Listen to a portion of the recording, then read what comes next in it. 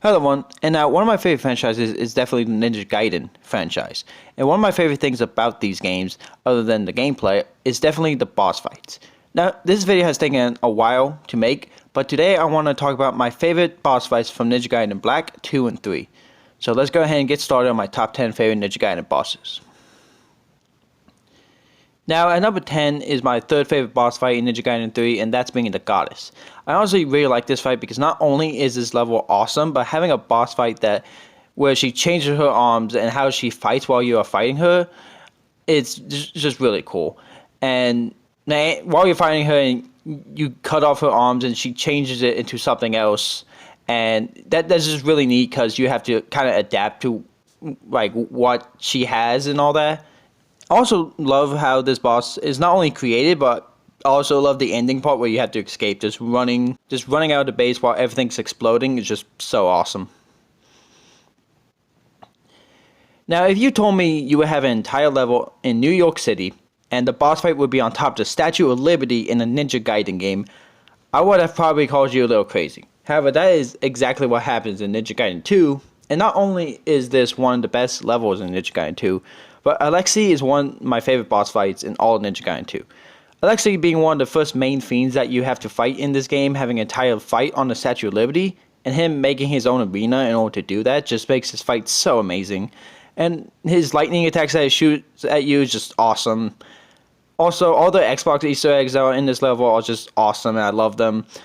Now, you do technically fight him a second time, but like later on in the game, and this is the first time you fight him, but this is simply my favorite, not only because I love the fight, but also because all the Xbox Easter eggs in this level. Now, the next boss on this list is Generaldyneema from Ninja Gaiden Black. Now, I actually love this fight. It is on top of a ship with lightning going off, and just fighting him is just so much fun. I don't think he is that hard of a boss fight. I think he's pretty easy, but I still do really like fighting him anytime I play Ninja Gaiden Black. Alright, now this boss in my opinion is one of the best looking bosses in any Ninja Gaiden game, and that is Zedonius. This boss fight is so awesome, not only with having to climb to the top of a clock tower to fight him, but also the cutscenes with him before you even start the fight. It's just so awesome. While you are fighting him, he shoots fire at you. He also flies up in the air, which is pretty annoying since you can't hit him, and when you kill him, the entire clock tower explodes, and it's just so cool. I love Zedonius. And yes, you do fight him again. Like many bosses on this list, you do fight again, but I'm mostly just talking about my favorite version where you fight them. So number 6 is the Bone Dragon boss fight in Ninja Gaiden Black. Now this boss might have a different name, but to me it is just called a Bone Dragon. In order to defeat this boss, you have to attack each of his legs until they break.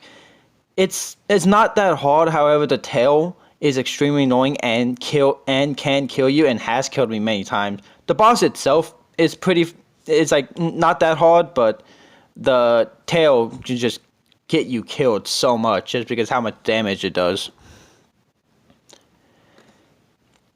Alright, we are now in my top 5 favorite Ninja Gaiden bosses, with number 5 being Wolf from Ninja Gaiden 2.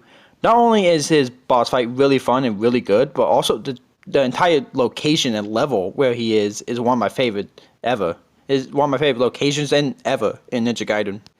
Just like going through this like gothic medieval castle while you're making your way to Wolf is just like so awesome, and then going to the Colosseum to fight him is just amazing. Now the fight itself is amazing, but I would say it kind of get ruined where immediately after you have to fight like an army of fiends, and if you die you have to fight Wolf all over again. So it is extremely annoying dying to the fiends that you have to fight afterwards and having to refight Wolf, and the cutscene that ends the level does not start until you stand in a certain spot, which is extremely annoying and kind of hard to do if you have a bunch of enemies coming at you and you have to fight them. However, Wolf itself, like the boss fight with Wolf, is fantastic and I love it. Now, you might have noticed that a lot of bosses on this list are and will be from Ninja Gaiden 2, and that's really no surprise because Ninja Gaiden 2 is my favorite Ninja Gaiden game and one of my favorite games ever because this game is amazing. This game has some of my favorite weapons and bosses, and the boss is amazing. And number 4 is Elizabeth. I not only love how she looks in this fight, but also the stage and the fight itself against her. Something I like is that Elizabeth doesn't stay in the air, which many enemies with wings do, which makes it really hard to hit, and I really like that she doesn't do that. I like that she actually comes to the ground. She's really fun boss fight, and it's so great to take down like Elizabeth, who's frankly ever since the beginning of the game has been the woman causing you trouble ever since the very beginning. Now, most of the boss fights in Ninja Gaiden 3 aren't that great, but number 3 is the boss fight against Evil Wiiu.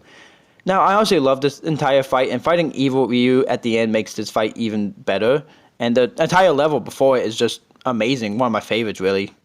This is basically like the fight against Dark Link in Ocarina of Time with Evil Wiiu using the same moves and weapons that you have. However, it's a lot harder than the Dark Link fight in Ocarina of Time.